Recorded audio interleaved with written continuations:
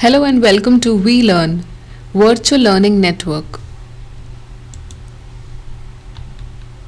This is session number 6 of Modern Indian Political Thought, and the chapter is Gopal Krishna Gokhale. Let's see the topics to be covered. Introduction, life and development of Gokhale's political career, sources of Gokhale's political thought, and political thought. The introduction. Development of modern Indian political thought, it is closely linked with the development of the Indian national movement. During the course of the national movement, two distinct streams of thought appeared within the Indian National Congress prior to the emergence of Gandhi as a prominent political figure. These two streams of thought are popularly known as the moderate and the extremist school. The moderate thinker stood for a liberal political outlook and advocated an all-round but gradual social progress. The moderate thinkers focused on social progress but gradual, slow and non-violent, and all-round social progress and change but gradually and slowly. Whereas the extremists, they focused on the development in a violent manner, and also they focused on quick development, quick social change and quick social order, as well as the development which can be violent or non-peaceful as well. Now let's see the life and development of Gokhale's political career. In order to understand Gokhale's political thought, it would be essential to first see the manner in which Gokhale's political career developed. It would be quite clear that his political activities are intimately linked with his beliefs and various influences that guided him. First, we'll see the biographical sketch and formative influences. The biographical sketch. Gopal Krishna Gokhale was born in a middle-class Chitpavan Brahmin family at Kotluk, a small village in Ratnagiri district, on May 9, 1866. His father, Krishna Rao, was employed first as a clerk but later on rose to the position of police sub-inspector. Gopal Rao took his primary education at Kagal near Kolhapur and completed his matriculation in the year 1881. He had his higher education in three different colleges, with the Rajaram College at Kolhapur, the Deccan College at Pune and the Elphinstone College at Bombay, from where he completed his graduation in 1884. So that was all about the biographical sketch of Gopal Krishna Gokhale, where he was born, where his father's employment, his Gopal Rao's education and the higher education as well. Now let's have a look at the formative influences. Political thought and ideas do not evolve in a vacuum. They emerge in a particular social atmosphere. A thinker is a product of his times. His ideas and thinking were influenced mainly by the leading personalities of his time and the events he encountered. As a product of the British educational system, Gokhale was bound to acquire a modern outlook towards life which characterized the English educated elite of his time. So Gopal Krishna Gokhale, no political thinker is evolved out of a vacuum. But Gopal Krishna Gokhale's political thoughts and ideas were all a product of the British educational system. So a person is a product of the ideas of his thinking, as well as the time and events he or she encounters, as well as the education system one gains. So Gokhale was bound to acquire a modern outlook towards life due to the British educational system, which was secular and which was also modern in the outlook, and he was one of the English educated elite of his time. Among the Indian personalities, it was M.G. Ranade who influenced Gokhale to a great extent. Gokhale always took pride in being a follower of Ranade. Sources of Gokhale's political thought.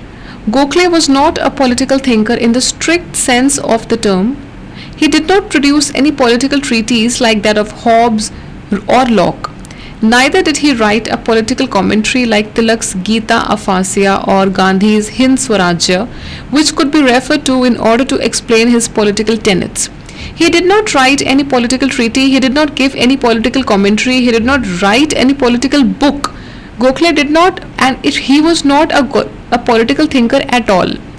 Like that of Hobbes, Locke, or Rousseau, he did not write any political treaty.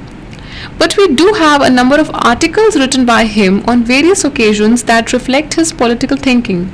There are some excellent biographies and scholarly works on Gokhale that also constitute an important source for the study of his political thought. He has written some articles, some biographies, scholarly works he has done, which also constitute an source for the study of his political thought and which constitute an important work which needs to be studied under the political thought. So Gokhale's political thought revolves more around the socio-political issues of his times rather than any basic political concept like that of the state or nation or sovereignty. So his thought revolves more around the socio-political issues, the political and the issues related to the society. What were the problems, what were the challenges faced by the society, faced by the citizens, as well as faced by the people at large, as well as the political issues which were surrounding the country. Hence, in order to understand his political doctrines, we have to refer to the basic political issues of his time and the way he responded to these. We have to refer to what were the issues and challenges which were prevailing at that time and how he responded to these issues and challenges. Now, the issues being many in number and complex in nature, the ideas that emerged as responses to these issues reflect the rich diversity of Gokhale's political thinking. So, his political thinking was diversified, and again, his socio-political thinking was also diversified in nature due to the responses he gave that was seen from there. Responses to British rule in India. Like most of the liberal Indian thinkers of his time, Gokhale appreciated and welcomed the British rule in India. His appreciation of the British rule and particularly his insistence on the continuation of the British rule in India were based on two premises. In the first instance, like all the moderates, Gokhale was convinced that it was because of British rule that the process of modernization of the Indian society had set in. The British upheld the concept of equality before law, they introduced the principle of representative government, they guaranteed the freedom of speech and press. So, he was happy with the coming of British rule in India because with the coming of British rule, it also paved the way for India's modern outlook and approach. In the first instance, like when the British rule came, it was the only reason of the modernization of the Indian society because there were many evils which were prevalent in the Indian society like sati, child marriage, or the other superstitions and dogmas which were present in the Indian society, and also the religious evils were also present which had plagued the society. And due to the coming of the British rule and due to the coming of the modern English education, the whole outlook and approach of the Indian society had changed and it set in for the modern outlook and modern approach. So, the Indian society took a modern character only because of the British rule. The British upheld the concepts such as equality before law. Every person is equal in front of the law, irrespective of caste, color, creed, or gender. And they also introduced the principle of representative government, and where people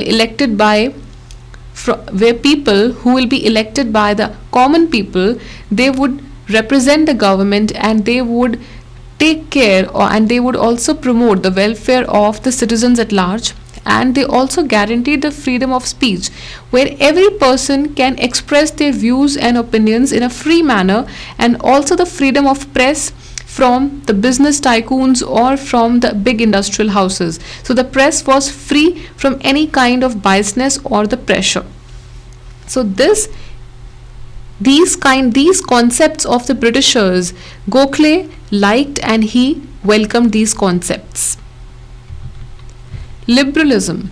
Liberalism as an ideology may be defined as an idea committed to individual freedom, as a method and policy in government, as an organizing principle in society, and a way of life for the individual and community.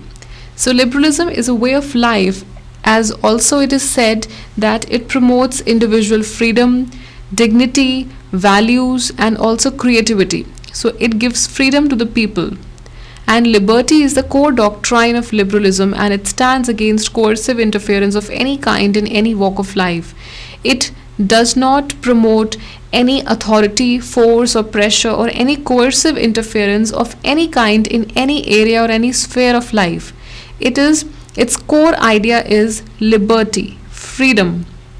In the social sphere, liberalism stands for secularism, where every religion, every person is equal before the law, and also it stands for equality. It advocates man's freedom from the shackles of religious orthodoxy and believes in freedom of conscience.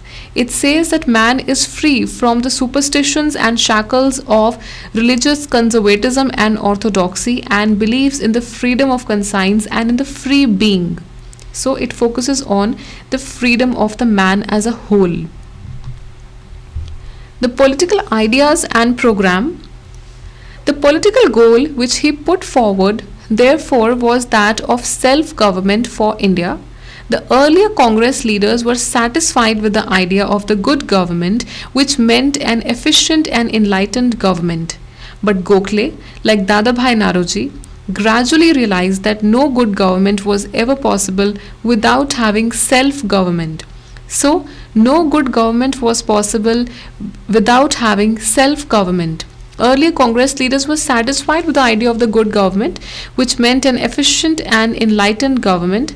But Gokhale, Dadabhai Naoroji, realized that no good government was possible without having a self-government. So self-government is equally there, should be there for a good government. In his presidential address to the Banaras Congress 1905, Gokhale said, "Now the Congress wants that all this should change and that India should be governed first and foremost in the interests of the Indians themselves." This is what he said in the presidential address to the Banaras Congress. That India should be governed first and foremost, and that too in the interests of Indians themselves. That was quite an irony. Economic and social ideas. As noted earlier, Gokhale's economic and social ideas constitute a part of his political thinking only. He was not an economist in the strict sense of the term, neither was he a social thinker with deep sociological thought. However, as a leader of the Congress and as a member of the legislature, Gokhale had to ponder over many socio-economic issues of the time, which in turn gave birth to his economic and social ideas. He had to think it over, or he had to work it out on many of the socio-economic issues, due to which his economic and social ideas were also born, and based upon those ideas were his political thinking. As far as his economic ideas are concerned, Gokhale owes much to Justice M.G. Ranade and Professor List, a German economist. Both Ranade and List offered from the classical economists such as Adam Smith. So these people gave him all the insights. So it was all about Gopal Krishna Gokhale and the way it was influenced, the way the modern outlook was brought in the Indian society due to the coming of the British education system, and also his appreciation towards the concepts like equality before law, and also freedom of press and freedom of the individuals, and also liberalism. So that was all we have for you in this session. These are some of the questions. You have to do it yourself. Question number 1. How, according to Gokhale, can individual liberty be made more meaningful? Question number 2. What was the role of the state as envisaged by Gokhale? Thank you. Happy learning. We learning.